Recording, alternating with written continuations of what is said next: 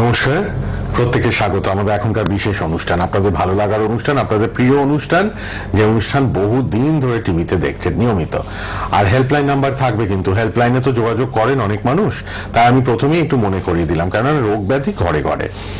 আমাদের হু বলুন, WHO, world health organisation সব সময় একটা চিন্তিত বিভিন্ন ব্যাপার নিয়ে, কেন মানুষ সুস্থ থাকুক এটা সবাই চান, তো সেটা ওয়ার্ল্ড হেলথ অর্গানাইজেশনও চায়। এবং এই যে যখন অ্যালার্মিং রেটে কোনো কিছু বাড়ে, তখন অনেক প্রোটোকলস, রুলস, রেগুলেশনস আমাদের পাঠানো হয়, সব দেশ সেগুলো মেনে চলে। বিভিন্ন রোগ ব্যাধিতে জর্জরিত আমরা, যত দিন যাচ্ছে ততই কিন্তু বিভিন্ন রোগ ব্যাধিতে আক্রান্ত হচ্ছেন মানুষ বেশি করে। আগে এত ছিল না, 30-40 বছর আগে ভেবে দেখুন, এত মানুষ রোগাক্রান্ত ছিল না। এখন এত পলিউশন, স্ট্রেস, অ্যাংজাইটি, এত পারিপার্শ্বিক নানান ঝামেলা, নানান প্রবলেমের জন্য কিন্তু রোগ আসছে। Most of the diseases are psychosomatic, এটা কিন্তু হু বলছে সবসময়। মনটাকে সুস্থ রাখতে হবে, মন থেকে কিন্তু শরীরের নানান রোগের উৎপত্তি হচ্ছে। এবং সবাই সচল থাকুন, সবাই ভালো থাকুন, এটাই চাই। আর রোগ ব্যাধি নিয়ে আলোচনা করতে ভালো লাগে না, কিন্তু করতে হয়। ঘরে ঘরে যে রোগ ব্যাধি, আজকে আমি ডাক্তারবাবুকে অনুরোধ করেছি পাইলস, ফিশার, ফিস্টুলা, যেটি একটি কমন রোগ, সেটা নিয়ে আলোচনা করতে। এনবিপির প্রোগ্রাম মানেই আপনারা ভীষণ ইনফরমেটিভ একটা প্রোগ্রাম পান। সোশ্যাল মিডিয়াতে খুব পপুলার, ফেসবুক, ইউটিউব এবং টিভি চ্যানেলে নিয়মিত প্রোগ্রাম দেখছেন। NBP Unani and Ayurveda research সেন্টারের programme. World's first Unani cancer hospital তাদের রয়েছে, এবং লা এলিগেন্স হাউস অফ এনবিপি, যাদের হেয়ার এবং স্কিনের প্রোডাক্টও কিন্তু আমাদের লা এলিগেন্সের মাধ্যমে এনবিপিতে রয়েছে। সুতরাং আমি বলি, মাথার চুল থেকে পায়ের নখ, যে কোনো প্রবলেম, আয়ুর্বেদ মানেই একটাই নাম, একটাই প্রতিষ্ঠান আমাদের মাথায় আসে, সেটি হচ্ছে এনবিপি Unani and Ayurveda research centre. প্রত্যেকটি প্রোগ্রাম খুব ইনফরমেটিভ, একদিন এক একটা বিষয় নিয়ে আমরা আলোচনা করার সুযোগ পাই ডাক্তারবাবুদের সান্নিধ্যে, কারণ all doctors are well qualified, international award প্রাপ্ত, এক্সপিরিয়েন্সড সব ডক্টরসদের আমরা পাই এনবিপি প্রোগ্রামে। আজকেও আছেন একজন বিশেষজ্ঞ ডাক্তারবাবু, আলোচনা করব। আর আমাদের CMD, chief medical director doctor Binod Sharma তো আছেনই। আমি চেম্বার টেম্বার সব পরে বলবো, হেল্পলাইন নাম্বারও রয়েছে, টিভিতে লিখুন। আমাদের লাইভে আপনারা অংশগ্রহণ করবেন, লাইভ থাকে মানেই আপনারা কথা বলার সুযোগ পান। আর সময় পেলে মাঝখানে নিশ্চয়ই আমরা কিছু পেশেন্টদের ইন্টারভিউ আপনাদের দেখাবো, কেননা একজন সুস্থ হন আরো 10 জনকে টেনে নিয়ে আসেন এনবিপিতে। যে আমি সুস্থ হয়েছি, আমি চাই আপনারাও অন্য জায়গায় গিয়ে সময় নষ্ট, অর্থ নষ্ট না করে একদম সঠিক প্রতিষ্ঠানে এসে সুস্থ হয়ে যান, যে কোনো রোগ থাকুক না কেন। এনবিপির অনেক চেম্বার, কলকাতা, হাওড়া, বিভিন্ন ডিস্ট্রিক্টসে, আমাদের আউট অফ ওয়েস্ট বেঙ্গল আমাদের বিভিন্ন সেন্টার, ক্লিনিক রয়েছে বিভিন্ন স্টেটে, সব বলবো। আর আপনারা কিন্তু সঙ্গে আছেন, অনেক আলোচনা হবে। আর আলাপ করে ডাক্তারবাবু উপস্থিত, ডক্টর এস ভাদুরী। নমস্কার ডাক্তারবাবু, এবং স্বাগত আপনাকে। নমস্কার doctor Bhaduri, piles, fissure, fistula খুব কমন রোগ, খুব ব্যথা হয়, মানুষের কষ্ট পায়।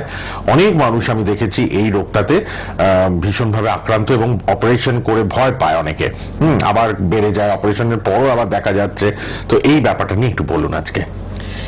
দেখুন, আমরা যে এই পাইলসটা হচ্ছে এখানে সবচেয়ে বেশি আমরা শুনতে পাই যে পাইলস হয়েছে, এই কথাটা কিন্তু খুব শুনি। পাইলসটাকে, হ্যাঁ, এটাকে হেমারয়েড বলা হয়। এবং এই পাইলসটা কি অ্যাকচুয়ালি, সেটা আমাদের আগে বুঝতে হবে। আমাদের অ্যানাস যেটা আছে, আমাদের যে মলদ্বার, যেটা সেই মলদ্বারটা এবং যে রেকটামটা আমাদের, মানে ঠিক মলদ্বারের ভেতর পোর্শনটা, ঠিক বাইরের যে মলদ্বারের মুখটা এবং তার থেকে একটু ভেতরে পোর্শনটা, এই জায়গায় যে ব্লাড ভেসেলস গুলো থাকে, সেখানে ভেন্স থাকে, ঠিক আছে, রক্তের নালী থাকে কিছু, যেগুলো কোনো কারণে চাপ লেগে যায়, খুব চাপের মধ্যে থাকে, প্রেসারের মধ্যে থাকে। যখন ওগুলো খুব প্রেসারের মধ্যে থাকে, তখন দেখা যায় ওই যে রেকটাম এবং অ্যানাস, এই জায়গাটায় কিন্তু ফুলে ওঠে। ফুলে ওঠার সাথে সাথে কি হয়, আমাদের যে মলদ্বার, যেটা মলদ্বারের যে যতটা সাইজটা ছিল, মানে ফুটোটা যত মোটা ছিল, সেটা কিন্তু আস্তে আস্তে ছোট হতে থাকে, যেহেতু 4-5টা ফুলে থাকে। এবং যখনই এই যে জায়গাটা ফুলে থাকছে, মলদ্বারটা সরু হয়ে যাচ্ছে, এইবার যখন আমরা মল ত্যাগ করতে যাচ্ছি, তখন কিন্তু সেই জায়গায় চাপ আসছে, এবং চাপ দিয়ে আমাদের প্রেসার দিয়ে তখন আমাদের স্টুলটাকে পাস করাতে হচ্ছে। এই করতে গিয়ে কি হয়, অনেক সময় দেখা যাচ্ছে যে ওই যে রেকটামটা বলছি, সেই রেকটামটার যে মাংসপেশিগুলো আছে, তার মধ্যে খুব বেশি ধরনের একটা প্রেসার সৃষ্টি হচ্ছে। এবং তার সাথে সাথে ধরুন অনেকের যে যাদের কনস্টিপেশন আছে, তাদের ক্ষেত্রে জোর করে যে বের করতে হচ্ছে পটিটা, তাতেও কিন্তু ওখানে চাপের সৃষ্টি হচ্ছে, এবং আলটিমেটলি সেখানে ব্যথা সৃষ্টি হয়। দিনের পর দিন হতে হতে হতে ওই যে ব্যথাটা যে জায়গাটায় লাগছে সেই জায়গাটা কিন্তু আস্তে আস্তে ফেটে যাওয়া শুরু করে। যখনই ফেটে যাবে জায়গাটা, সেখানে কিন্তু রক্ত বেরোনো শুরু হবে এবং আমরা দেখি যে স্টুলের সাথে ফ্রেশ ব্লাড মানে কাঁচা রক্ত, টাটকা রক্ত, ঠিক আছে, সেটা কিন্তু অনেক সময় এক একজনের ক্ষেত্রে বেরায় যাদের পাইলসের সমস্যাটা থাকে। এবং দেখা গেছে দিনের পর দিন এইটা যদি ট্রিটমেন্ট না করা হয় তাহলে কিন্তু এই ঘা বা এই ক্ষতটা যদি রিপেয়ার না হয়, না সেরে যায়, তাহলে কিন্তু একটা খারাপ দিকে টার্ন নেওয়ার চান্সেস থাকে, ঠিক আছে। তো এই যে ব্যাপারটা, এইটাকে আমরা কিন্তু পাইলস বলি। এবার পাইলসটা দুভাগে ভাগ করা যায়, একটা হচ্ছে ভেতরে হয় যেটা বললাম রেকটামের জায়গাটায়, আবার কিছু কিছু সময় বাইরের দিকে কিন্তু আঙুরের মতো ফুলে ফুলে ওঠে জায়গাগুলো, ঠিক আছে, মলদ্বারের চারদিকে।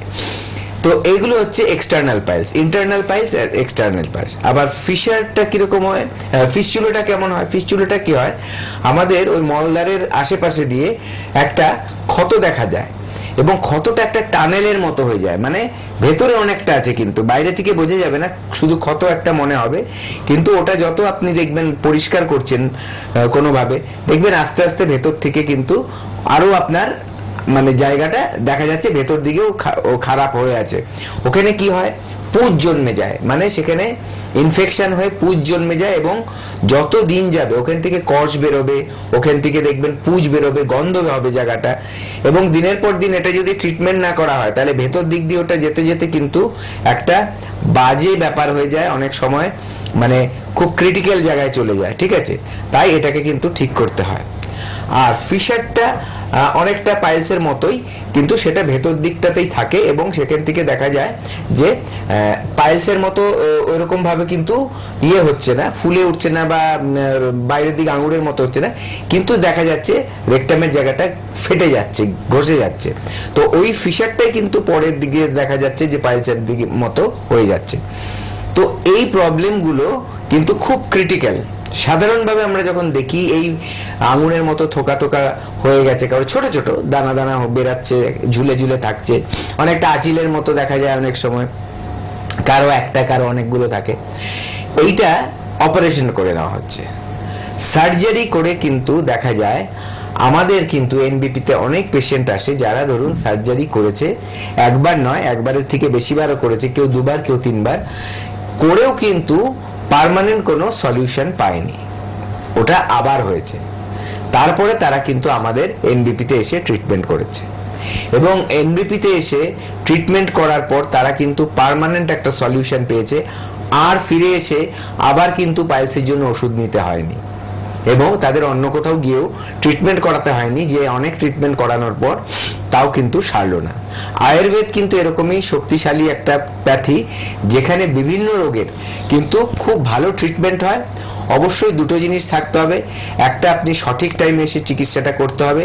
সব কিছু হারিয়ে সময় হাতে নেই, তখন যদি এসে বলেন যে বড় থেকে বড় রোগটা সারিয়ে দিন, তখন কিন্তু সেটা কিন্তু চান্সের একটা ব্যাপার হয়ে যায়।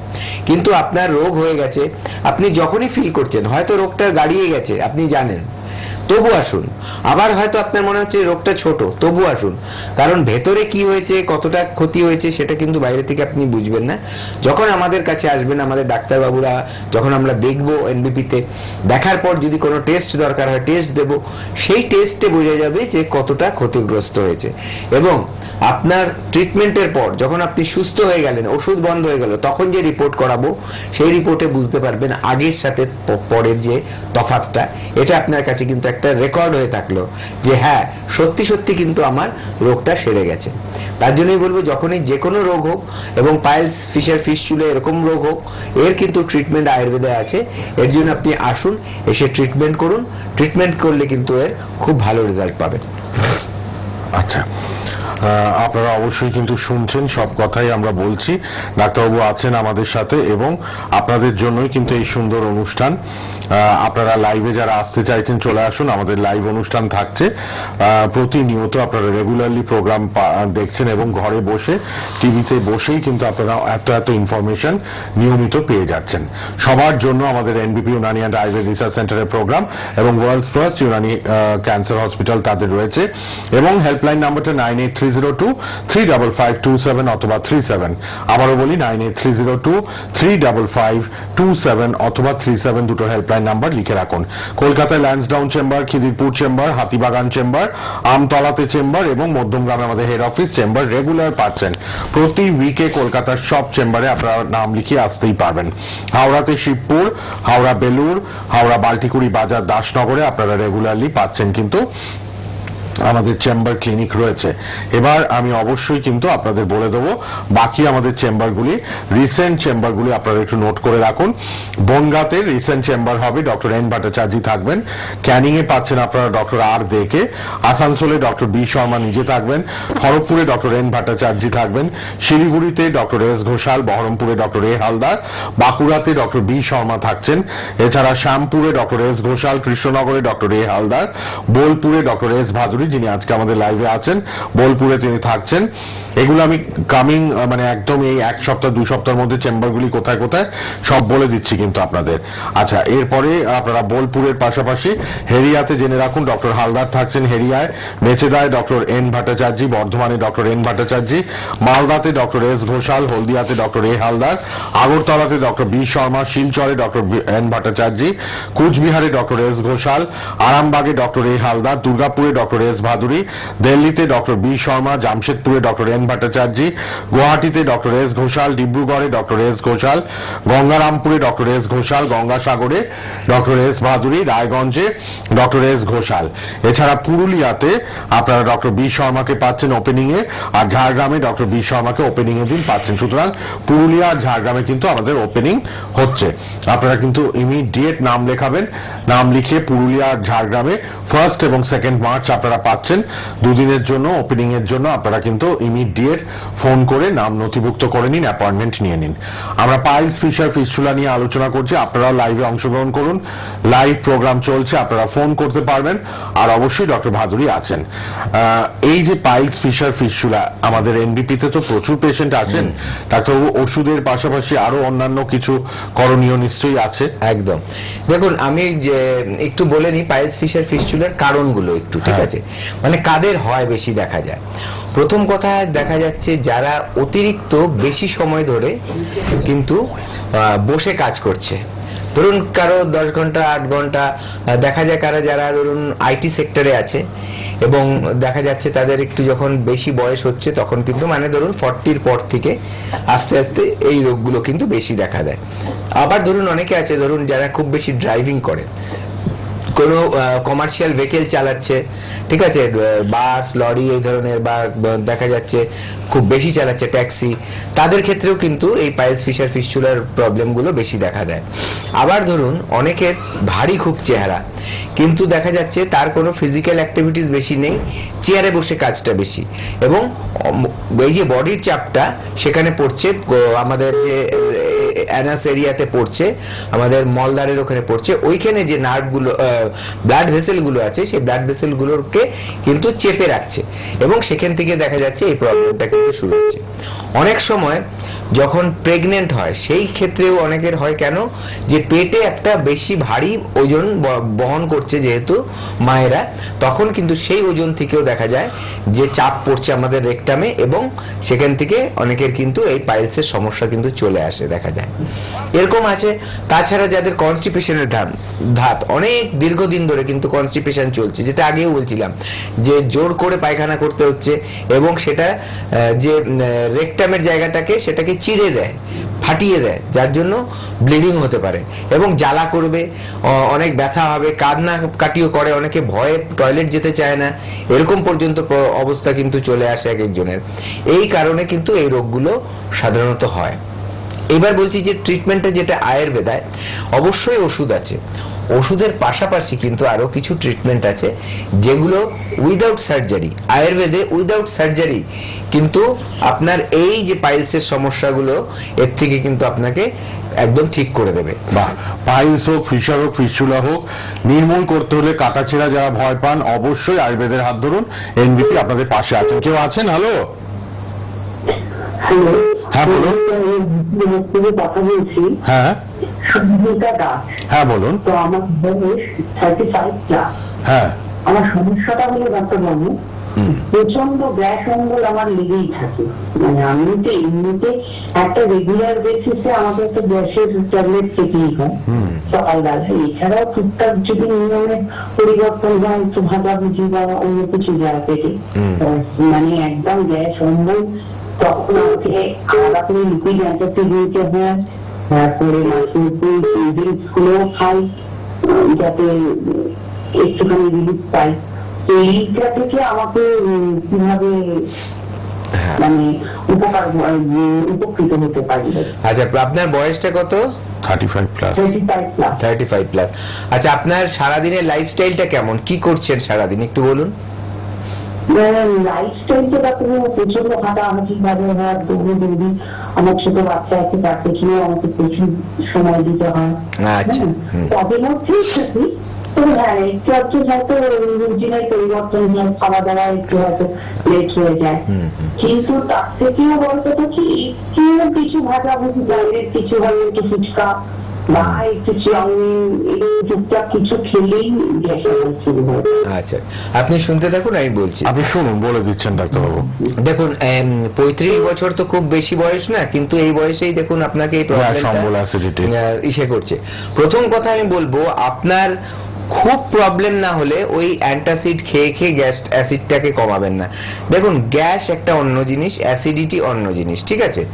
আপনি যেটা ঘুম থেকে উঠে খাচ্ছেন, সাধারণত সবাই খায়, ওটা হচ্ছে অম্বলের ওষুধ। যেটা কি হয়, আমাদের পেটের মধ্যে অম্বল হলে সেটাকে চাপা দিয়ে দেয়, যাতে অম্বলটা বেড়ে না যায়, অ্যাসিডটা বেড়ে না যায়। ওটা কি হয়, আজকাল যে ওষুধগুলো বেরিয়েছে সেটাই কি হয় যে আমাদের যে স্টমাক আছে, আমাদের পাকস্থলী আছে, সেই পাকস্থলীর যে জায়গাগুলো দিয়ে, পাকস্থলীর ওয়াল দিয়ে যে অ্যাসিডটা পাকস্থলীর ভেতরে ঢোকে, সেটাকে কি করে সিমেন্টিং এর মতো করে দেয়। অ্যাসিডটা কিন্তু তৈরি হচ্ছে কিন্তু ঢুকতে পারছে না, এইভাবে কমায়। এতে কি হচ্ছে, একটা টাইমের পর যে ওষুধটা খাচ্ছেন আজকে, এই ওষুধটা কিন্তু দীর্ঘদিন খেতে খেতে আর কাজ হবে না। তখন কিন্তু ও জোর করে, ও কিন্তু আর ওই সিমেন্টটা আটকে রাখতে পারবে না। যেমনি অনেক সময় বাঁধ ভেঙে যায় না জলের চাপে, ওটাও কিন্তু তখন ওরকম হবে যে আর তখন ওটাকে আর প্রলেপ দিয়ে আটকাতে পারবে না, ঠিক আছে বডি। এবার কি হলো, তাহলে আবার আপনার অ্যাসিডিটি শুরু হয়ে যাবে। তারপরে আরো কোনো নতুন ওষুধ আবিষ্কার হবে, নতুন কোনো কম্পোজিশন হবে, সেটার আরো পাওয়ার বেশি থাকবে। করে করে এইভাবে যে দিনের পর দিন আপনার অ্যাসিডিটির ওষুধ খেতে হচ্ছে, আলটিমেটলি কিন্তু আপনার রোগটা ভালো হবে না, কিন্তু আপনার শরীরে ক্ষতি হবে। দুটো জিনিস, কারণ আপনার যদি অ্যাসিড যতটা শরীরে দরকার আপনার খাওয়া হজম করার জন্য, ততটুকু অ্যাসিড না পায় শরীর, তাহলে কিন্তু আপনার বদ হজম হবে, এটা জেনে রাখুন। তখন কিন্তু গ্যাস ফর্ম হবে। যেমন কনস্টিপেশন হলে গ্যাস ফর্ম হয়, কারো অতিরিক্ত আমাশা হয়ে গেলে বা পেটের গন্ডগোল হয়ে গেল, তখনও গ্যাস ফর্ম হয়। এবং যখন খাওয়া ঠিক মতো হজম হবে না, অ্যাসিড কমে যাচ্ছে, কারণ দিনের পর দিন আপনি ওটা খেতে খেতে অ্যাসিড সিক্রেশনটা কমে যাচ্ছে, কিন্তু আমাদের হজমের জন্য অ্যাসিড দরকার, তখন কিন্তু দেখা যাবে আবার আপনার কিন্তু গ্যাস হতে থাকছে, ঠিক আছে? এটা মাথায় রাখবেন। তো তাহলে আমার কি করা উচিত? যেমনি ধরুন আমরা বলে দিই যে ভাত খাবার বা ভারী খাবারের আধ ঘন্টা আগে খাবেন জল, আবার 40 মিনিট পরে খাবেন জল, এই মাঝখানের টাইমটা খাবেন না। কেন? কারণ তাহলে ওইটা যখন খাবারটাকে হজম করাবে, অ্যাসিডটা যখন পাচন ক্রিয়াটা হবে, তখন কিন্তু অ্যাসিডটা ডাইলিউট হয়ে গেলে মানে হজমটা ঠিক মতো হবে না। তার জন্যই তখন জল খেতে না করা হয়। আপনি এটা মেনটেন করুন, ঘুম থেকে উঠে হালকা গরম জল খাবেন, রাতে শোয়ার সময় গরম জল খাবেন। খাবারের টাইমটা মোটামুটি চেষ্টা করবেন দুপুরের খাবারটা 1টা-1:30টার মধ্যে খেয়ে নিতে, রাতের খাবারটা 9টা সাড়ে 9টার মধ্যে খেয়ে নিতে। রাতের দিকে হালকা খাবেন, দিনের বেলায় মোটামুটি যা পছন্দ সেগুলো খাবেন। বাইরের খাবারটা যতটা পারবেন অ্যাভয়েড করবেন। সকালবেলা একেবারেই হালকা খাবেন এবং গরম জলটা সকালে রাত্রে খাবেন, মাঝে মাঝে দুপুরে সারাদিন ধরে অল্প অল্প করে খেতে পারেন। এইভাবে মেনটেন করলে দেখবেন আপনার সিস্টেমটা কিন্তু আস্তে আস্তে চেঞ্জ হবে। এবং আপনার যদি দুধ জাতীয় খাবারে কোনো অ্যালার্জি না থাকে, তাহলে কিন্তু দইয়ের, বাড়িতে পাতা দই অথবা টক দই কিনে আনা, মিষ্টির দোকানে না, এমনি যে প্যাকেটগুলো থাকে বা কাপে থাকে ওরকম দই, অথবা বাড়িতে পেতে দইটাকে আপনি ঘোল বানিয়ে ওপর থেকে ফেনাটা ফেলে দিয়ে তার মধ্যে জিরের গুঁড়ো দিয়ে ওটা কিন্তু রেগুলার খাবেন, দেখবেন এই প্রবলেমগুলো আরো তাড়াতাড়ি ঠিক হচ্ছে। যদি এতেও না হয় অবশ্যই বলবো একবার আমাদের হেল্পলাইন নাম্বারে কল করে আমাদের এনপিপিতে এসে দেখান। এর যে ট্রিটমেন্ট আছে আয়ুর্বেদা ট্রিটমেন্ট, তাতে কিন্তু কমপ্লিট রিকভারি হয়ে যাবে। বাহ, আরেকজন আছেন কেউ ফোনে, আপনারা যারা ট্রাই করছেন একে একে ট্রাই করুন, আমরা নিশ্চয়ই ফোন নেব। অনেকে ট্রাই করছেন আমি দেখতে পাচ্ছি, আপনারা একে একে নিশ্চয়ই প্রশ্নের উত্তর পাবেন। কে আছেন এবার বলুন। হ্যালো, হ্যালো, আমি বারাসত থেকে বলছি, মিতা সাহা। হ্যাঁ বলুন। হ্যাঁ, বলছি আমি দীর্ঘদিন পাইলসের সমস্যায় ভুগছি। আচ্ছা আচ্ছা, বয়স কত আপনার? আমার এই 36 বছর বয়স। আর চেহারাটা কেমন, ভারী না পাতলা? একটু ভারী চেহারা। ভারী চেহারা। আচ্ছা, কতদিন ধরে এই প্রবলেমটা হচ্ছে? আমার এই 35 বছর থেকে আমার এই সমস্যাটা দীর্ঘদিন লেগে আছে। মানে কমছে, আবার কিছুদিন পরে আবার জিনিসটা। আচ্ছা, আপনার কি এটা প্রেগন্যান্সি সময় থেকে শুরু হয়েছিল? আমার এটা হ্যাঁ প্রেগন্যান্সি পর থেকেই একটু শুরু হয়েছে। আচ্ছা, তখন একটু কনস্টিপেশন ছিল, তারপর তো দিন দিন বাড়ছে জিনিস। হ্যাঁ, আপনি শুনুন, আমি বলে দিচ্ছি।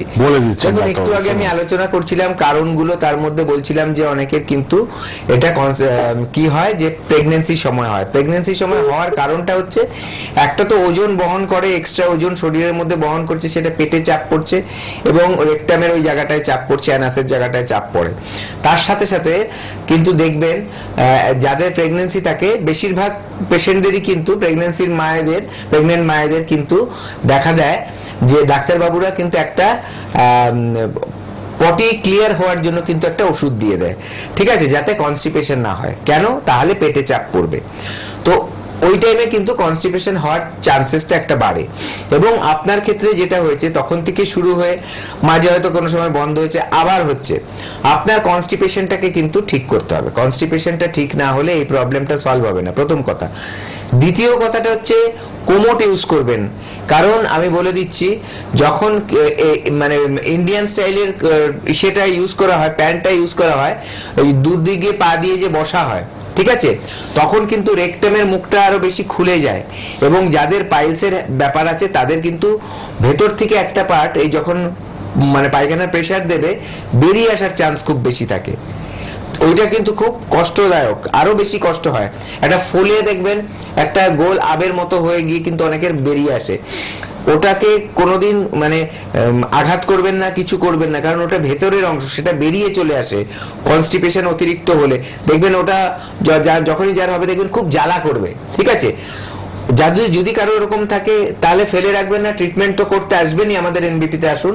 তার পাশাপাশি বলবো যে সিস্ট বাথ নেবেন। সিস্ট বাথটা কি, যাদের ওরকম পটি করার পর জ্বালা করে অথবা দেখছেন যে ফুলে থাকছে জায়গাটা, সিস্ট বাথ মানে একটা টেম্পারেচার মধ্যে মোটামুটি 40 ডিগ্রি টেম্পারেচারের মধ্যে একটা বাকেটের মধ্যে জলটা নিয়ে সেখানে বসে থাকবেন কিছু 15 মিনিট 20 মিনিট বসে থাকলে দেখবেন ওই জায়গাটা ব্লাড সার্কুলেশনটা ভালো হবে, ঠিক আছে।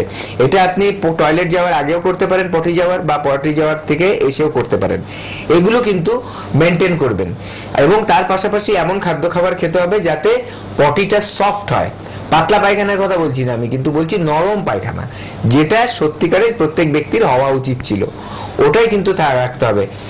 এবং বলবো যে যারা আপনি ম্যাডাম, আপনাকে বলছি বা আপনার মতো যাদের আছে প্রবলেম অলরেডি আসছে, পাইলসের প্রবলেমটা বা চলে এসছে, তারা কিন্তু ফেলে রাখবেন না। কারণ রক্ত শুরু হলে ওই রক্তটা যতবার আপনি আঘাত পাবে রক্তটা ব্লিডিং হবে এবং ওই জায়গায় ঘাটা শুকোবে না, ঘা তৈরি হয়ে যাবে এবং তার থেকে কিন্তু ক্ষতির দিকে যেতে পারে। তাই ওটার দিকে যাতে না যেতে হয় তার আগেই এসে ট্রিটমেন্ট করুন। আমাদের এখানে আয়ুর্বেদেতে এনবিপিতে আয়ুর্বেদিক ট্রিটমেন্ট করে এরকম হাজার হাজার পেশেন্ট কিন্তু ভালো হয়ে গেছে। তাদের মধ্যে অনেক লোক আছে, মানুষ আছে যারা হয়তো এই পাইলস বা ফিশার বা ফিস্চুলার সমস্যায় ভুগছিল, আজকে তারা কিন্তু এই রোগের থেকে একেবারে মুক্ত হয়ে গেছে এবং হাসি মুখে তারা কিন্তু লাইফস্টাইল লিড করছে, কোনো প্রবলেম নেই। আপনারাও যাদের এই প্রবলেমটা আছে বলবো অবশ্যই আমাদের হেল্পলাইন নাম্বারে কল করে একটা অ্যাপয়েন্টমেন্ট নিয়ে নিন। আপনারা সবাই কিন্তু হেল্পলাইন নাম্বারটা লিখে নিন 9830235527 অথবা 37। আর অবশ্যই আমি কলকাতার চেম্বার আরেকবার বলে দিই, তারপর আমরা একটু ইন্টারভিউ পোর্শনে যাব। আপনারা কলকাতার মধ্যে কিন্তু নিয়মিত আমাদের পাচ্ছেন ল্যান্সডাউন চেম্বার, খিদিরপুর এবং হাতিবাগান বুধবার করে। আচ্ছা, আমতলাতে চেম্বার আছে এবং মধ্যমগ্রামে হেড অফিস রয়েছে আমাদের। আর হাওড়াতে হাওড়া বেলুড়, হাওড়া শিবপুর, হাওড়া বাল্টিকুড়ি বাজার, দাসনগরে নিয়মিত চেম্বার। রিসেন্ট চেম্বারগুলো সব বলে দেবো। দেখছেন আপনারা NBP Unani and Ayurveda research সেন্টারের programme. World's first Unani cancer হসপিটালও তাদের রয়েছে এবং লা এলিগেন্সের প্রোডাক্ট রয়েছে। চুল এবং হেয়ার এবং স্কিন মানে ত্বক এবং চুলের কিন্তু বিভিন্ন প্রোডাক্ট আছে লা এলিগেন্সের পক্ষ থেকে। এনবিপিরই একটি হাউস কিন্তু এই লা এলিগেন্স। আর অবশ্যই আমরা এবার একটু পেশেন্টদের কথাগুলো শুনি, তারপর আবার আমরা স্টুডিওতে ফিরবো। ডক্টর ভাদুরী আছেন, আপনারা লাইভে অংশগ্রহণ করতে পারবেন, ফোন করতে পারবেন। চলুন আমরা একটু ইন্টারভিউগুলো এবার শুনে নিই। আপনার নাম? রীতা ভট্টাচার্য। কোথায় বাড়ি আপনার? দমদম। কি রোগে ভুগছিলেন আপনি? ভুগছি অস্টো আর্থ্রাইটিস, ডক্টর বললেন। অস্টিও আর্থ্রাইটিস কতদিন ধরে ভুগছেন? আমি এটা জানতে পারলাম মার্চের প্রথমে। মার্চের প্রথমে। এই রোগ নিয়ে অন্য জায়গায় কোনো ট্রিটমেন্ট করিয়েছিলেন? অ্যালোপ্যাথিক করিয়েছিলাম। তাতে কোনো রেসপন্স পেয়েছিলেন? না, সেরকম আমাকে হাঁটু চেঞ্জ করতে বলেছিল, হাঁটুটা রিপ্লেসমেন্ট করতে বলেছিল। তারপর আপনি ডক্টর বি শর্মার কাছে আসেন। বি শর্মার কাছে আপনি কতদিন ধরে এই ট্রিটমেন্টে আছেন? আমি 15 দিন। 15 দিন। এখন আপনি পঞ্চকর্ম নিচ্ছেন। হ্যাঁ, পঞ্চকর্ম যেটা নিচ্ছেন সেই পঞ্চকর্মটা আপনার কদিন হয়েছে? 9 দিন। আর আপনাকে নিতে বলেছে কদিন? 15 দিন। 15 দিনের ভেতর 9 দিন আপনার পঞ্চকর্ম হয়েছে। এখন আপনি কিরকম আছেন? এখন আমি মোটামুটি ভালোই আছি। আগে আমাকে কিছুদিন, এই 15 দিনের মধ্যেই বা 15 দিন আগে, 1 সপ্তাহ আগে থেকে মানে আমি ব্যালেন্সটা রাখতে পারতাম না, একটু লাঠিতে ভর করতে হয়েছিল। এখন আপনি লাঠি নিয়ে হাঁটছেন? না, এখন লাঠি নিয়ে হাঁটছি না। মানে আগের তুলনায় আপনি এখন অনেকটাই সুস্থ আছেন। এনবিপি ইউনানি অ্যান্ড আয়ুর্বেদা রিসার্চ সেন্টারে ডক্টর বি শর্মার ট্রিটমেন্টে এখন আগের থেকে আপনি অনেকটাই সুস্থ, তাই তো? হ্যাঁ। আপনার নাম? ভাস্কর ঘোষ। কোথায় বাড়ি আপনার? খড়িবাড়ি। কি রোগে ভুগছেন আপনি? Osteo arthritis. এই অস্টিও আর্থ্রাইটিস রোগটাতে আপনি কতদিন ভুগছেন? কম বেশি 1 বছর। 1 বছরে কোনো জায়গায় ট্রিটমেন্ট করিয়েছিলেন? অ্যালোপ্যাথিক চিকিৎসা করেছিলাম। তাতে আপনার সুস্থতা বোধ করেছিলেন আপনি? না, আরো ব্যথা যন্ত্রণা আতঙ্ক সৃষ্টি ছিল। ডক্টর বি শর্মার ট্রিটমেন্টে আপনি কতদিন আছেন? 15 দিন। 15 দিন মেডিসিন খাচ্ছেন। হ্যাঁ। এই মেডিসিন খেয়ে আপনি কেমন আছেন? অনেকটা সুস্থ বোধ। 15 দিনের মেডিসিনে আপনি অনেকটা সুস্থ বোধ করছেন। কত শতাংশ সুস্থ আছেন? 100-র মধ্যে 70%। 70-75% আপনি ভালো আছেন। আগে হাঁটা চলা বা দাঁড়াতে পারতেন? না, দাঁড়ানোই গেলে ছিল না। এখন ডক্টর বি শর্মার ট্রিটমেন্টে আপনি 15 দিনে দাঁড়াতেও পাচ্ছেন, হাঁটতেও পাচ্ছেন, হাঁটতেও পারছি, তাই তো? এনবিপি ইউনানি অ্যান্ড আয়ুর্বেদা রিসার্চ সেন্টারের ট্রিটমেন্টে আপনি কতটা খুশি এবং ভালো আছেন? আমি অনেকটা খুশি, খুবই ভালো আছি। খুব ভালো আছেন। আপনার নাম? জিয়া বিবি। কোথায় বাড়ি আপনার? বারাসাত। কি রোগে ভুগছিলেন আপনি? সাইটিকা বাতের জন্য। মানে রিউমাটার আর্থ্রাইটিস। এই রিউমাটার আর্থ্রাইটিস রোগটাতে আপনি কতদিন ধরে ভুগছেন? 9 বছর। 9 বছর। 9 বছরে অন্য কোথাও ট্রিটমেন্ট করিয়েছিলেন এই রোগটা নিয়ে? অ্যালোপ্যাথি দেখিয়েছি অনেক। অ্যালোপ্যাথিক যে ট্রিটমেন্ট করলেন তাতে কোনো সুরাহা পেয়েছিলেন? না, মানে খাওয়া হয় যখন তখন মানে ব্যথা কমে যায়, আবার ফের মানে তারপরে আবার মানে যখন ওষুধ খাচ্ছেন ভালো থাকছেন, আবার ব্যথা বাড়ছে। তা এই কষ্টটা আপনার কেমন ছিল? আপনার প্রচন্ড কষ্ট ছিল। বাড়ির কোনো কাজকর্ম করতে পারতেন? না, পারতেন না। ডক্টর বি শর্মার ট্রিটমেন্টে আপনি কতদিন আছেন? এই 3 মাস। 3 মাস আপনি ডক্টর বি শর্মার ট্রিটমেন্টে আছেন এবং ওষুধ খাচ্ছেন। এই ওষুধ খাওয়াতে আজকে আপনার যে রিপোর্টটা এসছে সেই রিপোর্টটা হলো, আগে আপনি যখন ডক্টর বি শর্মার ট্রিটমেন্টে এলেন তখন আপনার অ্যান্টি-সিসিপি ছিল 500, এখন আপনার অ্যান্টি-সিসিপি কত এসছে? 3.44। আর যখন আপনি এসছিলেন আরএ ফ্যাক্টর ছিল আপনার 87.86, এখন আপনার কত এসছে? 16.8। আর একটা রোগ ছিল আপনার সুগার। এই সুগারটা আপনার খালি পেটে ছিল 210 এবং ভরা পেটে ছিল 312। এখন আপনি নিজে রিপোর্টটা হাতে নিয়ে নিজে বলুন এখন আপনার সুগার কেমন আছে? খালি পেটে এখন 121, ভরা পেটে 181। 121 আর 181, তাহলে আগের থেকে আপনার এই রিপোর্টটা অনেকটাই নর্মাল এসে গেছে। এখন আপনি কেমন আছেন? এখন আমি আগের চেয়ে অনেক ভালো আছি। আর এই রিপোর্টটা দেখার পর আপনি কতটা খুশি? অনেক খুশি আমি। নিজের হাতে রিপোর্ট রেখেছেন এবং কতটা খুশি নিজে বলুন। অনেকটাই, মানে এতটাই খুশি যে ভিতরে যে রোগটা ছিল সেটা কমে যাওয়া মানে কি একটা মানুষের মধ্যে কি আনন্দ আসে সেটা আপনারাও মানে জানলে বুঝতে পারবেন, যে যখন যে রোগ থেকে মুক্তি পাওয়া যায় তখন সেই রোগটার প্রতি মানে কেমন একটা খুশি আসে, যে দেহ থেকে বেরিয়ে যাচ্ছে মানে কি প্রচন্ড একটা খুশি। আর এখন বাড়ির কাজ করতে পারছেন? হ্যাঁ। এখন বাড়ির কাজ করতে কোনো কষ্ট না। এখন তাহলে আপনি বাড়ির কাজ কর্ম সবকিছু নিজে হাতে নিজে করতে পারছেন। এনবিপি ইউনানিয়ান আয়ুর্বেদা রিসার্চ সেন্টারের ট্রিটমেন্টে আপনি কতটা খুশি এবং ভালো আছেন? অনেকটাই ভালো আছি। আর খুশিও আছেন, তাই তো? হ্যাঁ। ম্যাডাম আপনার নাম কি? রশিদা বিবি। আচ্ছা, আপনি কোথা থেকে এসেছেন? আমি ডানকুনি মোল্লারের। আচ্ছা, আপনি এই এনবিপি তে এসেছিলেন, কি সমস্যা নিয়ে এসেছেন? সোরিয়াসিস। সোরিয়াসিস। আপনি সোরিয়াসিসে কত বছর ধরে ভুগছেন? 30 বছর। 30 বছর। আগে অনেক ডাক্তার দেখিয়েছেন? হ্যাঁ। তাতে কিছু ফল পেয়েছেন? কমে যেত, 2-4 মাস পরে আবার বেরোতো। আচ্ছা, এনবিপি তে এসে চিকিৎসা করার পর আজকে কেমন আছেন? এখন আপাতত ভালো আছে। আর কোনো সমস্যা এখন নেই? সমস্যা নাই, ঠিক। একটু মাঝে মধ্যে একটু চুলকায়। হ্যাঁ, এখন আর আপনার ট্রিটমেন্ট এখন চলছেন? হ্যাঁ। আচ্ছা, প্রায় আপনি ভালোর দিকে হয়ে গেছেন এখন, তাই তো? হ্যাঁ। আচ্ছা, আপনি কি দর্শকরা যারা আপনার এই প্রোগ্রামটা দেখবে তাদেরকে কিছু বলতে চাইবেন? হ্যাঁ। হ্যাঁ, বলুন, কি বলতে চান? বলতে চাই মানে আমি অনেক দিন থেকে চিকিৎসা করছি, মানে কোনো দিকে কোনো উপকার পাইনি, কিন্তু এই যে 4 থেকে 5 মাস এখানে যে ট্রিটমেন্টটা করছি এইখানকার ওষুধ খেয়ে আমি এখন একটু ভালোই আছি। মানে আপাতত আমার এখন কোনো সমস্যা নাই। আমার মতো এইরকম যেরকম আরও কোনো যদি পেশেন্ট থাকেন তারা আপাতত এখানে এসে দেখা করবেন, ডাক্তারের সঙ্গে কথা বলবেন, এখানে চিকিৎসা করলে আমি মানে যে উপকৃত হয়েছি আপনারাও হয়তো সেই উপকৃতটা পাবেন, এই আশা করছি। ঠিক আছে, ধন্যবাদ ম্যাডাম আপনাকে আমাদের দর্শকদের এই মেসেজটা দেওয়ার জন্য। ভালো থাকুন। স্যার, আপনার নাম কি?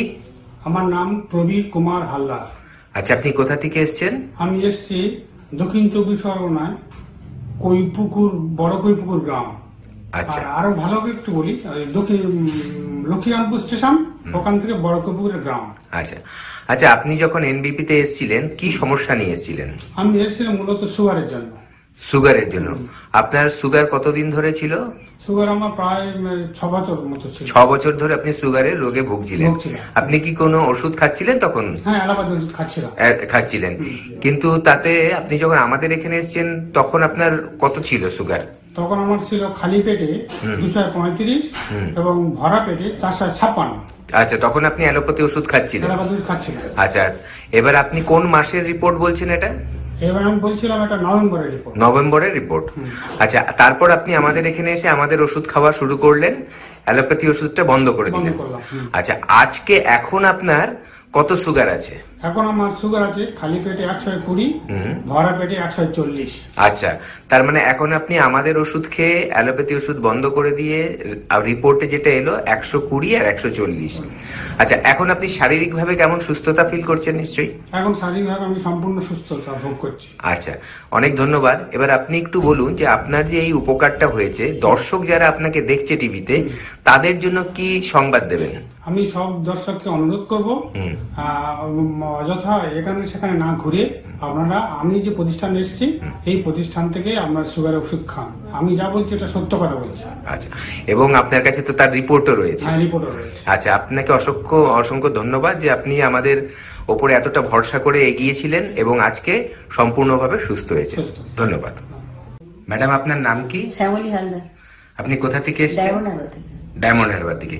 আচ্ছা, আপনি কি সমস্যা নিয়ে এনবিপি তে এসেছিলেন? আমার পায়ের ব্যথা নিয়ে আমি এনবিপি তে এসেছিলাম। হাঁটুর ব্যথা নিয়ে? হাঁটুর ব্যথা।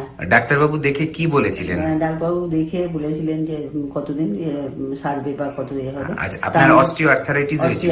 হ্যাঁ, বলেছিলেন। আচ্ছা, আপনি আমাদের এখানে আসার আগে অন্য চিকিৎসা করেছিলেন? অনেক চিকিৎসা করেছি, কিন্তু কোনো কাজ হয়নি। কোনো কাজ হয়নি?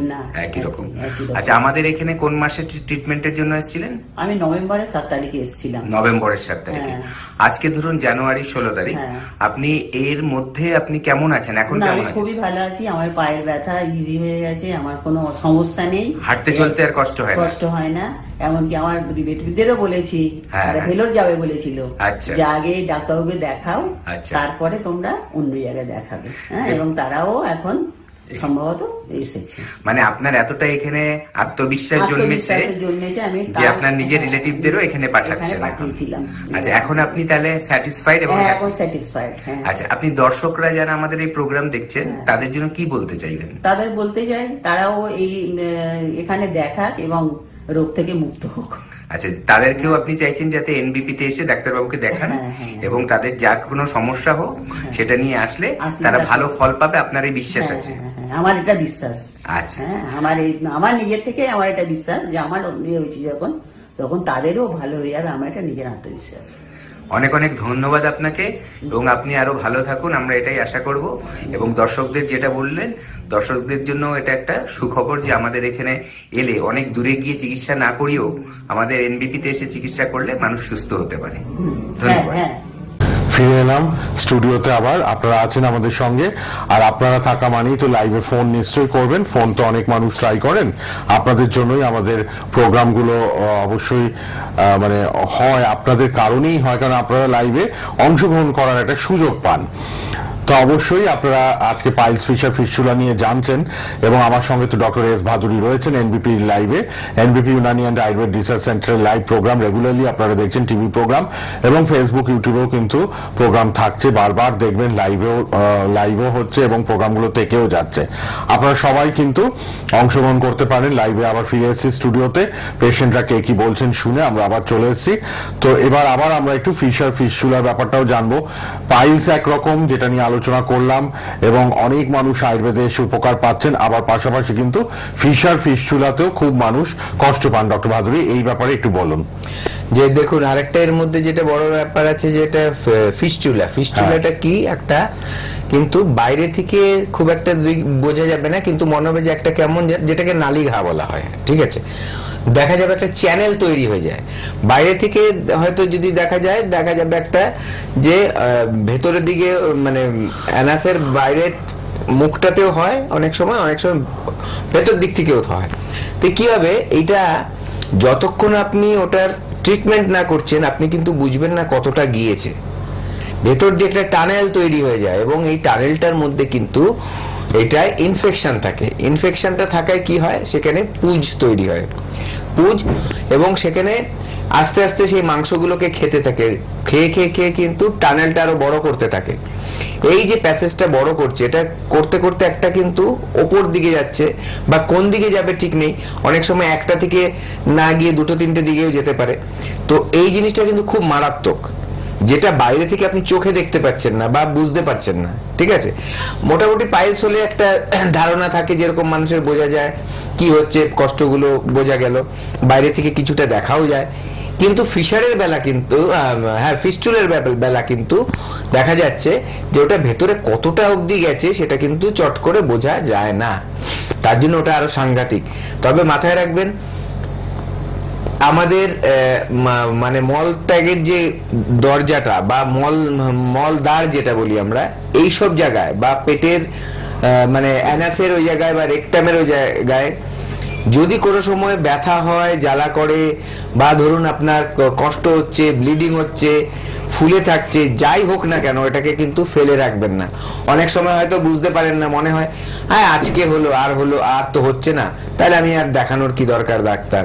কিন্তু দেখছেন একদিন কিছু হলো, সেটা আপনি কারণ খুঁজে পেলেন আলাদা, কিন্তু মাঝে মাঝেই ব্যথা হচ্ছে, মাঝে মাঝেই দেখছেন যে ফুলে যাচ্ছে জায়গাটা, মাঝে মাঝে ব্যথা মানে জ্বালা করছে, অথবা কন্টিনিউয়াস যখনই পটিতে যাচ্ছেন তখনই জ্বালা করছে, ব্যথা হচ্ছে, বসে থাকলে অনেক সময় দেখবেন অস্বস্তি হচ্ছে, ব্যথা হয় অনেকের। এই যে সিমটমগুলো, একই ধরনের সিমটমগুলো, ঠিক আছে, এইগুলো যখনই হবে অবশ্যই দেখাবেন, না হলে কিন্তু কোনো একটা সময় গিয়ে ওটা খুব বড় আকার ধারণ করবে। এবং কিছু কিছু জিনিস আছে যেগুলো আপনি অপারেশন করেও কিন্তু সারাতে পারবেন না। আচ্ছা, অপারেশনে অনেকে ভয়ও পান ডক্টর ভাদুরী, অপারেশনে খুব মানে আবার আমি শুনেছি রেকার করে, মানে একবার ছাড়লো আবার নাকি হচ্ছে। কতবার অপারেশন করবেন, মানুষ ভয় পেয়ে যায়, বয়স্ক লোকেরা আরো বেশি ভয় পায়। একদমই হ্যাঁ, তো সেখানে আয়ুর্বেদ হাত ধরলে কিন্তু আপনারা উপকৃত হতে বাধ্য, উপকার পেতে বাধ্য। আপনারা সবাই এনবিপির হাত ধরুন। আমি তো বারবার বলি হেল্পলাইন নাম্বার রয়েছে আপনাদের সহযোগিতার জন্য, সব সময় হেল্পলাইন নাম্বার রয়েছে। আপনারা হেল্পলাইন নাম্বারটাও লিখে রাখুন, টিভির পর্দা আছে 9830235527 অথবা 37। কলকাতায় Lansdowne chamber, Khidirpur chamber, Hatibagan chamber, আমতলাতে চেম্বার আছে এবং মধ্যমগ্রামে হেড অফিস। হাওড়া শিবপুর, হাওড়া বেলুর, হাওড়া বাল্টিকুড়ি বাজার, দাসনগরেও আপনারা চেম্বারে পাচ্ছেন কিন্তু রেগুলারলি আমাদের। এবং আমি বলে দিই কারেন্ট চেম্বারগুলো রিসেন্ট আপনারা আবার কোথায় কোথায় পেয়ে যাচ্ছেন এর মধ্যে, সেটা একটু দেখে নিন। আমি একবার বলে দিই কোন ডাক্তারবাবুরা কখন থাকছে, সেটাও আপনারা নোট করে রাখুন, কিন্তু আপনারা নাম লিখিয়ে নিন সবাই প্লিজ। আপনাদের জন্যই কিন্তু আমাদের প্রোগ্রামে এত কিছু বলে দেওয়া। আচ্ছা, বনগাঁতে ডক্টর এন ভট্টাচার্য, ক্যানিং এ ডক্টর আর দে, আসানসোলে ডক্টর বি শর্মা, খড়গপুরে পাচ্ছেন ডক্টর এন ভট্টাচার্যকে, শিলিগুড়িতে পাচ্ছেন ডক্টর এস ঘোষালকে, বহরমপুরে ডক্টর হালদার এ হালদার, বাঁকুড়ায় ডক্টর বি শর্মা, শ্যামপুরে ডক্টর এস ঘোষাল, কৃষ্ণনগরে ডক্টর এ হালদার, বোলপুরে ডক্টর এস ভাদুরী, হেরিয়াতে ডক্টর এ হালদার, মেচেদায় ডক্টর এন ভট্টাচার্য, বর্ধমানে ডক্টর এন ভট্টাচার্য। আচ্ছা, এর পাশাপাশি মালদায় ডক্টর এস ঘোষাল, হলদিয়াতে ডক্টর এ হালদার, আগরতলায় ডক্টর বি শর্মা, শিলচরে ডক্টর এন ভট্টাচার্য, কুচবিহারে পাচ্ছেন ডক্টর এস ঘোষালকে, আরামবাগে ডক্টর এ হালদার, দুর্গাপুরে পাচ্ছেন আপনারা, দুর্গাপুরে ডক্টর এস ভাদুরী, দিল্লিতে ডক্টর বি শর্মা, জামশেদপুরে ডক্টর এন ভট্টাচার্য, গুয়াহাটিতে পাচ্ছেন ডক্টর এস ঘোষাল, ডিব্রুগড়ে ডক্টর এস ঘোষাল, গঙ্গারামপুরে ডক্টর এস ঘোষাল, এছাড়া গঙ্গাসাগরে পাবেন ডক্টর এস ভাদুরী, রায়গঞ্জে ডক্টর এস ভাদুরী, এবং আমাদের পুরুলিয়া এবং ঝাড়গ্রামে ওপেনিং হচ্ছে 1 তারিখ এবং 2 তারিখ মার্চের। পুরুলিয়া এবং ঝাড়গ্রাম ডক্টর বি শর্মা থাকছেন, নিউ ওপেনিং চেম্বার হচ্ছে, আপনারা কিন্তু যোগাযোগ করে নিন সবাই। চলে আসি আবার আলোচনায়। এই পাইলস, ফিশার, পিস্টুলার থেকে মুক্তি পেতে খাদ্যাভ্যাসের দিকেও লক্ষ্য রাখতে হবে ডক্টর ভাদুরী। খাবারটাও কিন্তু রিচ, স্পাইসি ফুড, হ্যাঁ, কনস্টিপেশন যাতে না হয়, এগুলো আমাদের লক্ষ্য রাখতে হবে। একটু আমরা আলোচনা করি এবার তাহলে খাদ্য খাবারগুলো আমাদের কেমন হওয়া উচিত, যাতে আমাদের এই পাইলস বা ফিশারের বা ফিস্টুলা এই প্রবলেমগুলো যাতে আমাদেরকে আরো কষ্ট না দেয় বা মানে এটা বেড়ে যেতে সাহায্য না করে। ঠিক আছে, তাহলে আমাদের খাদ্য খাবারগুলো কেমন হবে? প্রথম কথা, আমাদের খাদ্য খাবারের মধ্যে ফাইবার জাতীয় খাদ্য খাবারটা কিন্তু থাকতে হবে। ফাইবারের মেন গুরুত্ব হচ্ছে কি, একটা বড় গুরুত্ব হচ্ছে যে সেটা কিন্তু আমার কনস্টিপেশন হতে দেবে না। এটা হচ্ছে ফাইবারের একটা বিশাল বড় মানে পজিটিভ সাইন। ঠিক আছে, আমরা যে খাদ্য খাবার খাই তার মধ্যে বেশি ফাইবার কোনটা আমরা পাবো? কিছুতে আমরা ফলের মধ্যে পাই ফাইবার, বিভিন্ন ফল আছে যার মধ্যে ফাইবারস আছে, আবার কিছু মানে অনেক সব শাকসবজি আছে যার মধ্যে কিন্তু আমরা ফাইবারস গুলো পাই। ঠিক আছে, যত শাক আছে তার মধ্যে ফাইবার অত বেশি আছে, যত ফল আছে তার মধ্যে ফাইবার বেশি আছে, কিছু ফলে আমরা চোখে দেখতেই পাই ফাইবারস গুলো। ঠিক আছে, তো ফাইবার জাতীয় খাবারগুলো কিন্তু আমাদের খেতে হবে বেশি। আমি ডিম খেলাম, মাছ খেলাম, মাংস খেলাম, পনির খেলাম, দুধ খেলাম, এগুলো না, আমার খেতে হবে এগুলোর সাথে সাথে পাশাপাশি খেতে হবে আমার ফ্রুটস, ভেজিটেবলস, গ্রিন ভেজিটেবলস হোক এবং নন গ্রিন ভেজিটেবলস সব রকম কিন্তু খেতে হবে, তার সাথে ফ্রুটস খেতে হবে।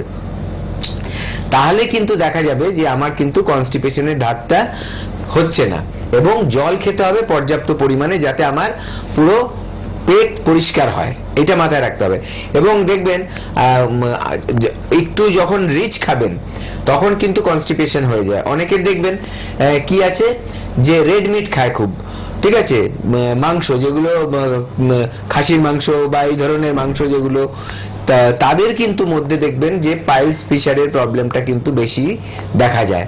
কারণ হচ্ছে তাদের যে বডিতে এই যে মাংসগুলো ঢুকছে এগুলো কিন্তু কনস্টিপেট করিয়ে দেয়, ঠিক আছে, কষিয়ে দেয় পায়খানাটা, তার জন্য কিন্তু এই প্রবলেমগুলো আসে। আচ্ছা, তারপরে আবার দেখবেন যারা ধরুন জল খুব কম খাচ্ছে তাদের মধ্যে কনস্টিপেশনের ধাতটা চলে আসছে, আর পাইলস, ফিশারের প্রবলেম থাকলে সেটা তখন বেড়ে যেতে পারে। আবার ধরুন যারা ধরুন শাকসবজি খাচ্ছে এবং যারা ধরুন ফলমূল খাচ্ছে তাদের কিন্তু দেখবেন এই জিনিসটা হয় না, কনস্টিপেশনের। একটা এক্সাম্পল দিলেই বুঝতে পারবেন যে দেখুন, আমরা যদি একটা বাড়ির কুকুর বা বেড়ালকে দেখি, আর ধরুন আপনার বাড়িতে একটা গরু আছে, দুজনের মধ্যে যখন কম্পেয়ার করছেন দেখবেন গরু কি খায়, সে শাকসবজি খায়, ঠিক আছে, সে ভেজিটেরিয়ান। এবং আমাদের কুকুর বা বেড়াল এগুলো কি খায়, তারা কিন্তু দেখা যাচ্ছে যে নন ভেজ খাবারগুলো খাচ্ছে। এবার কোনোদিন বাড়ির সেই কুকুরের দেখবেন পটিটা দেখবেন ওদেরটা কিন্তু শক্ত হয়, হার্ড হয়, ঠিক আছে। কম্পেয়ার করুন আপনি গরুর সাথে, গরুর কোনোদিন আপনি শক্ত স্টুল দেখতেই পাবেন না। এইটাতেই বোঝা যাচ্ছে যে আমার শাকসবজিটা কতটা প্রয়োজন আমার স্টুলটাকে নরম রাখার জন্য, ঠিক আছে। তাহলে আমাদের জন্তু জানোয়ারের কথা যেমনি বললাম, আমাদের মানুষের জন্য কিন্তু একই ফর্মুলা, যে আমাদেরও কিন্তু এইভাবে করে খেতে হবে যাতে আমাদের স্টুলটা সফট থাকে এবং কনস্টিপেশনটা না বাড়ে। ঠিক, অনেক কিছু আমাদের নিজেদেরও মেনটেন করতে হবে, সেগুলো ডাক্তারবাবুরা প্রপারলি নিশ্চয়ই গাইড করবেন। কেউ আছেন বোধহয় ফোনে একজন। হ্যালো, হ্যাঁ বলুন।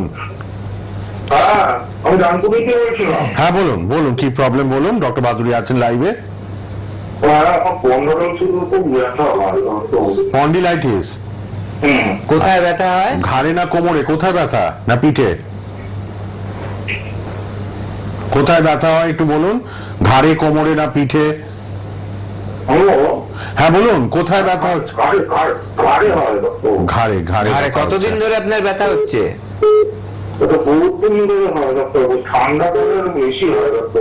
আপনি কি কোনো ট্রিটমেন্ট করিয়েছেন? তখন কি বলেছে? স্পন্ডিলাইটিস হয়েছে। আচ্ছা, কিন্তু সারেনি এখনো, তাই তো? আচ্ছা, আপনি শুনতে থাকুন, আমি বলছি। দেখুন, এই যে স্পন্ডিলাইটিসের ব্যথা, এটা কিন্তু খুব কষ্টকর, এবং সার্ভাইকাল স্পন্ডিলাইটিস যদি বেড়ে যায় সার্ভাইকাল স্পন্ডিলাইটিস হয়ে যায়, ঠিক আছে। এবং সেখানে কি থাকবে, জায়গাটা ফুলে যেতে পারে, ওখানে একটা গরম তাপ লাগবে, সেখানে ব্যথা হবে, লাল ভাব হতে পারে, এই ব্যাপারগুলো থাকেই। এবার ওই জায়গাটায় কি হয়, তখন কিন্তু দেখা যায় ওখানে হয়তো হাড় ক্ষয়ে গেছে, হাড়ের কার্ভটা মানে শেপটা চেঞ্জ হয়ে গেছে, এবং নার্ভের ওপরে চাপ আসছে, সেখানে কিন্তু ক্ষয়ক্ষতি হয়, ব্লাড ভেসেলের ওপরে চাপ আসে, এবং ক্ষতিটা এতটা হয় যে মানুষ ব্যথায় তো সহ্য করতে পারে না, এবং অনেকের ক্ষেত্রে মাথা ঘোরায়, যে মনে হচ্ছে সারা পৃথিবী ঘুরছে, এরকম শুয়ে থাকলেও মনে হয় যে আমাকে ফেলে দেবে, তার সাথে সাথে বমিও হয়। ওই স্টেজটা কিন্তু খুব মারাত্মক, এবং এটা স্পন্ডিলাইসিস থেকেই হয়, ঠিক আছে। স্পন্ডিলাইসিস থেকে যাদের হচ্ছে তাদের মানে যাদের স্পন্ডিলোসিস আছে তাদের বলবো, যারা স্পন্ডিলাইটিস যাতে আপনার না হয়, ওই স্টেজটাই যাতে না হয়, দুটো একই জিনিস কিন্তু স্টেজটা ওটা আরো অ্যাডভান্স, তো ওরকম যাতে না হয়ে যায় তার জন্য বলবো এখনই দেখিয়ে নিন। আপনি আমাদের প্রোগ্রামে শুনলেন, এর ট্রিটমেন্ট রয়েছে আমাদের এনবিপিতে, এবং এই treatment completely safe, without surgery. দেখবেন ট্রিটমেন্ট করলে আস্তে আস্তে কিন্তু এই প্রবলেমটা সলভ হয়ে যাবে, ঠিক আছে। তাই ফেলে রাখবেন না, হেল্পলাইনে কল করে একবার চলে আসুন। ঠিক, হেল্পলাইন নাম্বার তো রয়েছে টিভিতে, একটু লিখে রাখুন, অবশ্যই উপকৃত হতে পারেন। যে কোনো রোগ ব্যাধি আপনারা মানে সেরে যাবে, এটা আমরা কথা দিতে পারি এনবিপিতে এলে। কে আছেন বলুন। হ্যালো, হ্যাঁ বলুন। সবাই চেষ্টা করছেন, আমি দেখছি একে একে ফোন নেব, আপনারা একটু ধৈর্য ধরবেন। আর অনেক সময় নেটওয়ার্কের প্রবলেম হয়, তাই হয়তো আমাদের এখানে না পেলেও আমি কিন্তু বারবার বলি, আপনারা প্লিজ আপনারা হেল্পলাইন নাম্বারেও পরে যোগাযোগ করে নিতে পারবেন। আমি জানি চেষ্টা করেন লাইভে ডাক্তারবাবুরা থাকলে পরামর্শ নেওয়ার জন্য, পরপর ফোন আসে, কিন্তু অনেক সময় নেটওয়ার্ক জ্যাম হয়ে যায়, একটু প্রবলেম হয়। আপনারা ফোন করবেন হেল্পলাইনেও 9830235527 অথবা 37-এ। খাবারের দিকটা লক্ষ্য রাখতে বলেন কিন্তু ডক্টর ভাদুড়ি, খাবারের দিকটা অবশ্যই আপনারা নোট মানে করে নেবেন। ফাইবার জাতীয় খাবার বেশি খেতে হবে, এবং অবশ্যই আপনারা কিন্তু যাতে কনস্টিপেশন না হয় সেটাও কিন্তু আপনাদের মাথায় রাখতে হবে। কনস্টিপেশন হলে কিন্তু আপনাদের আরো পাইলস, ফিশার, ফিস্টুলার কষ্টটা বেড়ে যায়, তো সেটার দিকটা একটু লক্ষ্য রাখতে হবে। কিন্তু সব দিক থেকে একটা টোটাল গাইডেন্স, টোটাল একটা পরামর্শ আপনারা নিয়মিত পাচ্ছেন আমাদের প্রোগ্রামে, আর তাই জন্যই কিন্তু এনবিপির প্রোগ্রামগুলো এত ভালো লাগার জায়গা আপনাদের। আপনারা ঘরে বসে সঠিক পরামর্শ পেয়ে যাচ্ছেন ডাক্তারবাবুদের কাছ থেকে। একটু হাঁটা চলা, এক্সারসাইজ নিত্যদিন এগুলোও দরকার। হ্যাঁ অবশ্যই। দেখুন, আমাদের শুধু খাদ্য খাবার অভ্যাস নয়, আমার লাইফস্টাইলটাকে ঠিক রাখতে হবে। কেমন?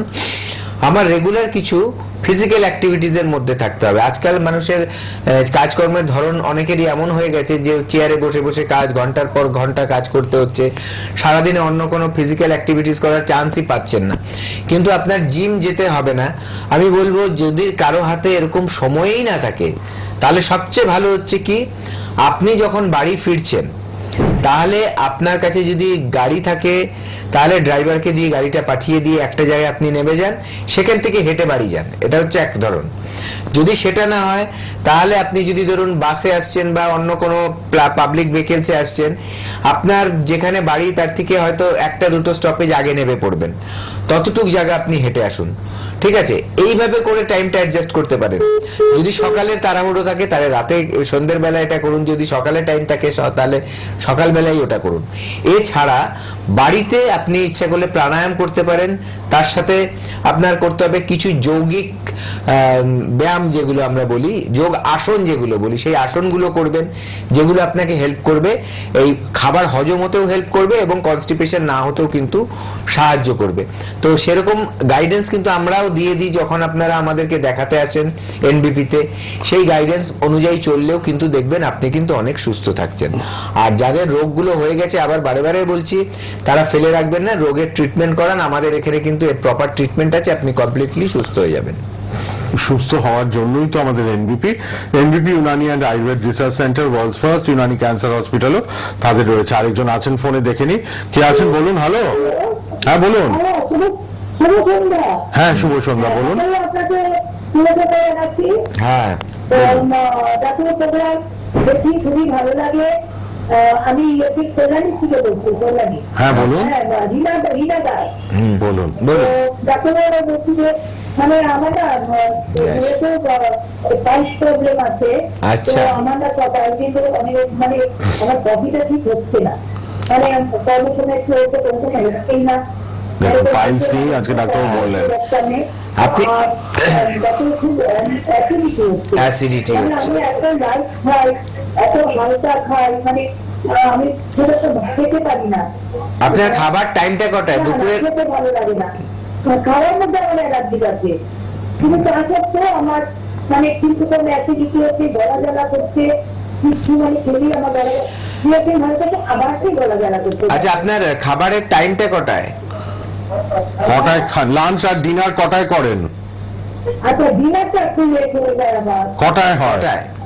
এই যে 11:15 11:30 বলছে রাতে। আচ্ছা, 11:30টার দিকে করেন তো? হ্যাঁ। আচ্ছা, দুপুরের খাবারটা কটায় খান? দুপুরেরটা কটায়? আচ্ছা, ব্রেকফাস্ট দুপুরবেলা, হ্যাঁ ব্রেকফাস্ট কটায়, লাঞ্চ কটায়? হ্যাঁ, ব্রেকফাস্টটা 10টার মধ্যে খাই। আর লাঞ্চটা? লাঞ্চটা তাড়াতাড়ি খাই, 2 and 1/2 এরকম খাই। ও, দুটোর সময়, 2-2:30টায় খাচ্ছে। আচ্ছা, এবার আপনাকে বলছি, একটু আপনি শুনুন, শুনতে থাকুন ভালো করে। হ্যাঁ, আপনি শুনুন, বলে দিচ্ছেন ডাক্তার, আপনি টিভিতে শুনুন, বলে দিচ্ছেন। হ্যাঁ, ধন্যবাদ। দেখুন, প্রথম কথা উনি বললেন যে কি উনি হালকা খাবার খান, বেশি খাবার খাওয়ার ওনার ইচ্ছে করে না, তবুও কিন্তু এই একদম পাইলসের এই প্রবলেম গুলো হচ্ছে, কারণ কনস্টিপেশন আছে ওনার বললেন। দেখুন, খাদ্য আমরা কি খাচ্ছি সেটা যেমন ম্যাটার করে, তার সাথে সাথে কখন খাচ্ছিটাও কিন্তু ম্যাটার করে। প্রথম কথা, আমাদের মোটামুটি একটা ভারী খাবার খেলে মোটামুটি 4-5 ঘন্টা ওটা লাগে হজম হতে। ঠিক আছে, এইবার আমরা যদি খাবারের ওপরে খাবার খেয়ে নিই তাহলে সেই খাবারগুলো ঠিক মতো হজম হতে পারে না, কারণ এক একটা খাবার এক একভাবে এক একটা এনজাইমের মাধ্যমে কিন্তু হজম হয় আমাদের জন্য। তার জন্যই বলা হয়, ধরুন খুব ভালো কম্বিনেশন একটা আমি বলছি, ধরুন আপনি যেখানে শাকসবজি জাতীয় খাবার খাচ্ছেন সেখানে আপনি শর্করা জাতীয় বা বলবো যে যেগুলো আমাদের কার্বোহাইড্রেট বা স্টার্চ এই জাতীয় খাবার খেলে কোনো প্রবলেম হবে না, খেতেই পারেন। কিন্তু আবার যদি দেখা যাচ্ছে আপনি প্রোটিনের সাথে খুব বেশি কার্বস খাচ্ছেন, তখন দেখবেন হজমের একটা কিন্তু গন্ডগোল হতে পারে, কারণ দুটো হজমের ধরনটা আলাদা, তার জন্য একটু বুঝে খেতে হয়। এবার সাধারণ মানুষের জন্য এটা সম্ভব না এইভাবে বোঝা। কি করতে হবে আপনার করতে হবে যে খাদ্য খাবারটা যখন খাবেন গ্যাপটা মেনটেন করতে হবে। ঘুম থেকে উঠলেন আপনি ধরুন 7টায় 10টায় টিফিন করলে হবে না, টিফিনটা আপনার করতে হবে 8টার মধ্যে, মানে 1 ঘন্টার মধ্যে আপনার ব্রেকফাস্ট কমপ্লিট করতে হবে, এটা মাথায় রাখবেন। তারপর যখন আপনি খাবারটা খাবেন মোটামুটি 3-4 ঘন্টা মিনিমাম গ্যাপ দিয়ে আপনার লাঞ্চ করতে হবে, কারণ ব্রেকফাস্ট একটু হালকাই করবেন সবাই। তারপরে এবার লাঞ্চটা আপনি আপনার তৃপ্তি করে আরাম করে খেয়ে নেবেন, যত রকম আইটেম আছে সব রকমই থাকা উচিত। কোনোদিন ধরুন আপনার যদি তেতো থাকে, কোনোদিন আপনার সেখানে শাক থাকবে, কোনোদিন আপনার টক থাকবে, মানে যত রকম টেস্ট আমরা পাই আমাদের জিভে সব রকম টেস্ট কিন্তু আমাদের ঘুরিয়ে ফিরিয়ে খেতে হয়। মিষ্টি এবং তেতো একসাথে না খাওয়াটাই বেটার, ঠিক আছে, এরকম ব্যাপারটা। তো এইভাবে করে আমাদের একটু বুঝে বুঝে খেতে হবে, কিন্তু সারা সপ্তাহে কিন্তু আমরা সব রকম টেস্টের খাবারই খাবো, টকও খাবো, মিষ্টি খাবো, ঝাল খাবো, নোনতা খাবো, তেতো খাবো, সব রকমই খাবো এগুলো কিন্তু। আর কষাও একটা টেস্ট, যেটা ধরুন অনেক কষ মতো যেটা লাগে, সেগুলো ধরনের খাবারও কিন্তু খাবো, সব রকম খেতে হবে ঘুরিয়ে ফিরিয়ে। তাহলে কি হবে, আমার সব রকম জিনিসই আমার শরীরে গেল। ফোনে ছিলেন, আরেকবার চেষ্টা করুন, আপনারা একটু ডাক্তারবাবুকে সময় দেবেন, একজনেরটা বলা হলে নিশ্চয়ই আরেকজনেরটা আমরা শুনবো। কেউ কেটে দেবেন না, রিকোয়েস্ট করছি, কারণ একজনেরটা না বলে যদি আমি আরেকটা ফোন নিয়ে নিই তাহলে কারোটাই সঠিকভাবে বলা হবে না, ঠিক আছে। তো যাই হোক, তো এইভাবে খাদ্য খাবারগুলো মেনটেন করতে হবে, এবং খাদ্য খাবারের সাথে সাথে রাতের দিকের খাবারটা একদম হালকা করে দিতে হবে। মাথায় রাখবেন, যদি আপনি মাছ, মাংস, ডিম যতটুকু খাবেন সেই খাবারের টোটাল 3 ভাগের 1 ভাগটাকে মাছ, মাংস, ডিম রাখবেন, ঠিক আছে। এমন নয় যে মাছ, মাংস, ডিম বেশি, অন্য শাকসবজিটা কম, শাকসবজিটা হাফ রাখবেন, এবং তার সাথে সাথে 4 ভাগের 1 ভাগ আপনি আপনার স্টার্চ জাতীয় খাবারগুলো রাখতে পারেন। এইভাবে মেনটেন করে খেলে মানে ভাত, রুটি, এই ধরনের ব্যাপারগুলো, তাহলে দেখবেন আপনার কিন্তু হজমটা ঠিক মতো হচ্ছে। এবং আরেকটা কথা বলবো, জল খাবারের কথাটা আগেও বলেছি, আরেকটা কথা বলবো, যখন ঘুমোতে যাবেন, রাতে হোক বা দিনে, যদি কেউ একটু হালকা শুতে যান, বাঁ কাত হয়ে অবশ্যই খাবার পরে শোবেন, ডান কাত হয়ে না, তাহলে কিন্তু অ্যাসিডিটির টেন্ডেন্সিটা অনেক কমে যাবে। এটা একটু মাথায় রাখুন, এটা আপনি একদিন করলেই বুঝতে পারবেন পরের দিন থেকেই, যে যখনই ঘুমোতে যাবেন বাঁ কাত হয়ে ঘুমোবেন, এটা হ্যাবিট করে নিন, ঠিক আছে। এটা হচ্ছে সবচেয়ে হেলদি ওয়ে অফ স্লিপিং। বাঁ কাত হয়ে শোবেন, তাতে আপনার ডাইজেশনটাও ঠিক হবে, আপনার হার্টের কিন্তু ব্লাড সার্কুলেশনটা ঠিক থাকবে। আপনারা যারা ফোন করবেন একটু ধৈর্য ধরে থাকবেন, কারণ ডাক্তারবাবু একজনেরটা বলা হলে নিশ্চয়ই আপনারটাও রিপ্লাই দেবেন, প্রশ্নগুলো করে নেবেন, তারপর যদি ফোন কেটেও যায় টিভিতে গিয়ে শুনবেন, টিভির কাছে গেলেই আপনি শুনতেও পাবেন আবার কি বলছেন ডাক্তারবাবু, কেননা অনেক সময় নেটওয়ার্ক প্রবলেম হয়, এটা আমাদের সবাইকে বুঝতে হয়।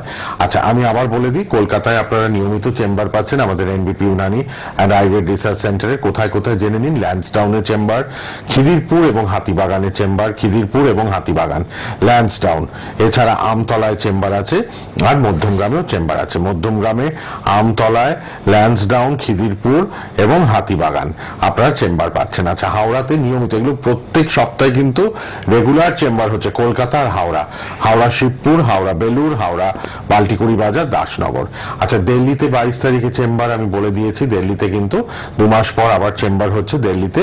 আর আমাদের মুম্বাই, ব্যাঙ্গালুরু তো আছে, বুকিং সর্বত্র নেওয়া হচ্ছে, শুধু হেল্পলাইন নাম্বারে ফোন করে নেবেন, হেল্পলাইন 9830255527 অথবা 37, এই দুটো নাম্বার আপনাদের জন্য খোলা। পাইলস, ফিশার, ফিস্টুলা নিয়ে আলোচনা করলাম, কিন্তু অনেক মানুষ নানান রোগে জর্জরিত, এবং অনেক মানুষ আসেন আমাদের এনবিপিতে, কিছু কিছু মানুষের ইন্টারভিউ বাইট আমরা শোনাই আপনাদের, আর একজন যখন সুস্থ হয় না, তারা আরো দেখবেন 10 জনকে টেনে নিয়ে আসছে। আমাদের ওষুধের পাশাপাশি আমরা ইনটেক করব কিছু ওষুধ, মেডিসিন, পাশাপাশি আমাদের লাইফস্টাইল মডিফিকেশন, লাইফস্টাইল ম্যানেজমেন্টটাও দরকার, অর্থাৎ কি খাবো কি না খাবো, হাঁটা চলা, এক্সারসাইজ সবটাই করতে হবে, তাহলেই একটা সুস্থ শরীর, সুস্থ জীবন আমরা পেতেই পারি। অনেক মানুষ ভীষণভাবে আপনারা রোগগ্রস্ত, ভেঙে পড়েন মন থেকে, এটা ঠিক নয়, মনের জোরটা রাখতে হবে, প্রপারলি ডাক্তারবাবুদের অ্যাডভাইস মেনে চলতে হবে, তাহলেই আপনারা বিভিন্ন রোগ থেকে আমরা কিন্তু মুক্ত হতে পারবোই পারবো। আপনারা ফোন করলেন অনেকে, আবার অনেকে করতে পারলেন না ফোন। আপনারা হেল্পলাইন নাম্বারটা লিখে নিন, এই নাম্বারে যোগাযোগ করবেন। রুটিন ওয়াইজ এক্সারসাইজটা খুব দরকার, তাই তো ডক্টর ভাদুরী? সবার ক্ষেত্রে, একদম সবার ক্ষেত্রে কিন্তু এটা দরকার। আর আমি যে আসনের কথা বলছিলাম, কয়েকটা পেটের জন্য খুব ভালো আসন আমি বলে দিচ্ছি। যাদেরই পেটের রোগ খুব শুনছি, অ্যাসিডিটি, গ্যাস, অম্বল, বজ্রাসনে বসবেন, একটু নেট ঘাটলেই পেয়ে যাবেন বজ্রাসন কিরকম হয়। বজ্রাসনে খাদ্য খাবার খাওয়ার পর বসবেন, 5 মিনিট করে দুবেলা বসুন, লাঞ্চের পর এবং ডিনারের পর, খুব ভালো হবে সেটা। এবং তাছাড়া পবন মুক্ত আসন খালি পেটে করবেন, সেটা ভরা পেটে নয়। পবন মুক্ত আসন যদি আপনি করেন, ঘুম থেকে উঠেও করতে পারেন, অথবা বিকেলে যখন পেট খালি থাকছে ওই সময়ও করতে পারেন। পবন মুক্ত আসন এই দুটো করুন, খুব ভালো। এটা কিন্তু আপনার ডাইজেশনে খুব ভালো হেল্প করবে। খুব ইজি, যে কেউ করতে পারে, যে কোনো বয়সে, কিন্তু এটা করলে কোনো সাইড এফেক্ট নেই। এগুলো করুন এবং খুব ইজি, যে কোনো মানুষই কিন্তু এটা করতে পারবে।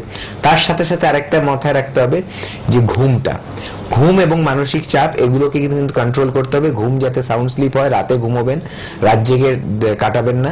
এবং তার সাথে সাথে যাতে স্ট্রেসটা কম হয়, এগুলো 4টে জিনিস যদি ফলো করেন, দেখবেন সব দিক দিয়ে আপনি কিন্তু সুস্থ থাকবেন। ঘুমটাও কিন্তু আমাদের খুব দরকার। প্রপার স্লিপ, মানে প্রপার টাইমে মেনে একটা 8 ঘন্টা 9 ঘন্টা ঘুমানোটা খুব দরকার। যাই হোক, সময় একদম শেষ, আজকে এবার বিদায় নেওয়ার পালা।